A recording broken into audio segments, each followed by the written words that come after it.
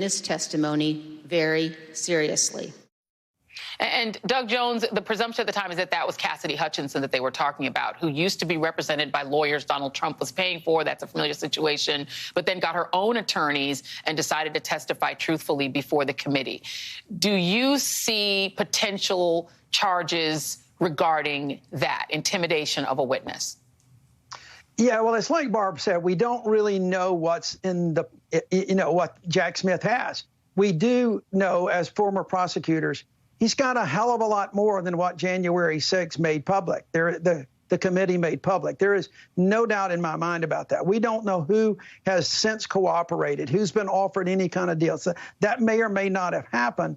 But I think that the Congressman Cheney's comments clearly presage something that has been going on. And that was no surprise to people, that the former president may be contacting people on his own, calling people, doing whatever.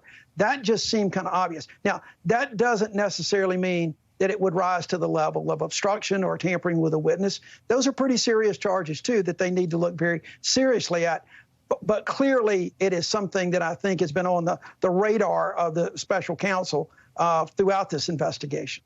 Yeah, and Kendall Coffey, it's good to see you. It's been a long time, too long. But I can remember consulting with you back in the day when I used to reach out to you to get advice on sort of when legal sort of stuff would come along. So it's great to talk with you. And I remember you saying that, the way that prosecutors look, particularly at public corruption cases, is that they don't go big. They go with what they can win on. They'd rather win than have a dramatic charge. So would you speculate that, looking at all of the range of what you've just heard, that it would be the Occam's razor case, the simpler cases, the obstruction of an official proceeding, conspiracy to defraud, the stuff that's pretty obvious, rather than something more dramatic like a seditious conspiracy charge? That's how I would go about it, because potentially there's a huge sea, as Doug was talking about, potential cooperators. So many people charged, so many people involved. And this could be something that sprawls and goes on for months, if not years. But there seems to be a pretty narrow and effective path for prosecutors to follow, the things we've been talking about: obstruction of an official proceeding, various falsifications, false slates, false electors. I think a prosecutor wants to get a conviction and get this thing moved to a trial within a reasonable amount of time would head in that direction. And let's just play some of the people who also seem to know what was going on, who we don't know if anyone else got a target letter, because the rest of them probably wouldn't go on Truth Social. Well, nobody else goes on Truth Social except Donald Trump, or go on social media and say that they got said target letter. But here are a few people who participated in some way. And this was people who spoke on January 5th about what was happening then and what would happen the next day. All hell is going to break loose tomorrow. It's all converging, and now we're on, as they say, the point of attack. Right? The point of attack tomorrow. It's not going to happen like you think it's going to happen. Okay? It's going to be quite extraordinarily different. And all I can say is strap in. All we are demanding of Vice President Pence is this afternoon at 1 o'clock, he let the legislatures of the state look into this so we get to the bottom of it. So let's have trial by combat.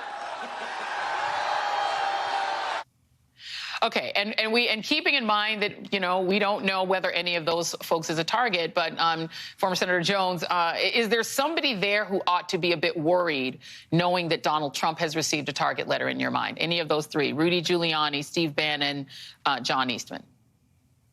Hell, Joy, they all ought to be worried. I mean, and there's probably several more that need to be worried about this. I mean, this was not limited to those three. I mean, there were people in those meetings.